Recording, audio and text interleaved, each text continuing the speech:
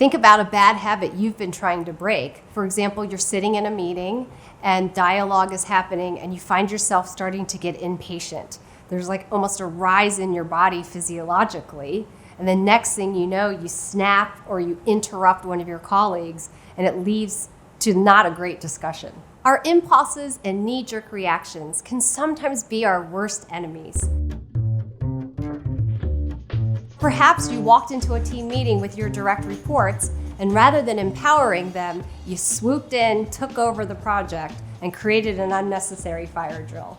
And so how do we deal with those moments? If you can find that magic pause right in between that moment of stimulus or that physiological surge or that uncomfortable emotion, then you've got a better chance at saying, what's the choice that allows me to be authentic, constructive, and effective?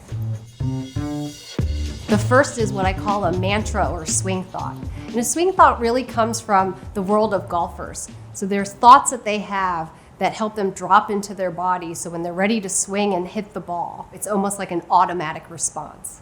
It's like a mantra, which then brings mind and body together. Selecting a mantra or a word where you've associated it with a certain body stance or body posture or a set of physical sensations is how it really works together. For example, I have a goofy one that's called Rabbit that I picked up from a child's book called The Rabbit Listened. So now when I find myself feeling impatient in a meeting with a colleague, I simply say to myself the word rabbit, and my body cues to calm down, listen, and get present.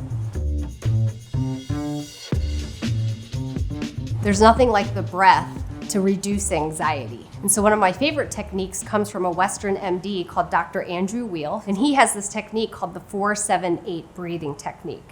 And so even as you're walking to a presentation you might be nervous about, or perhaps a time when you know you can feel that you might be reactive in a difficult conversation, as you're walking down the hall, you simply pause, inhale for a count of 4, hold that breath for 7, and then exhale for 8.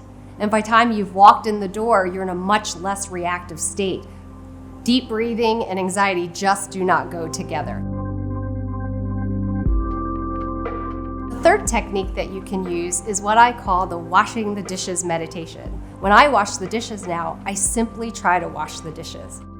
It sounds simple enough, but in fact, think about the last time you washed dishes. Was your mind wandering? Perhaps you're thinking about the email you need to do. Perhaps you're already thinking about your next day and your to-do list. And so the practice is to come back to the dish over and over again and feel the hot water, feel the plate, feel yourself washing the dishes. How do you come back to the dish, come back to the water, and get present and be in your physical body so that you can pay attention? Now translate this the next day when you go to the workplace and you're in a meeting and you find your mind getting distracted, you find yourself wanting to check your cell phone. Instead now, think of it like washing the dishes and you get very present to your colleagues and the conversation at hand. So these 3 tips are really about ways to bring mind and matter together and to find that magic pause. When stimulus comes in, I'm going to find a way to pause and think about what's the most authentic, constructive, or productive response versus falling into our bad habits or our knee-jerk reactions.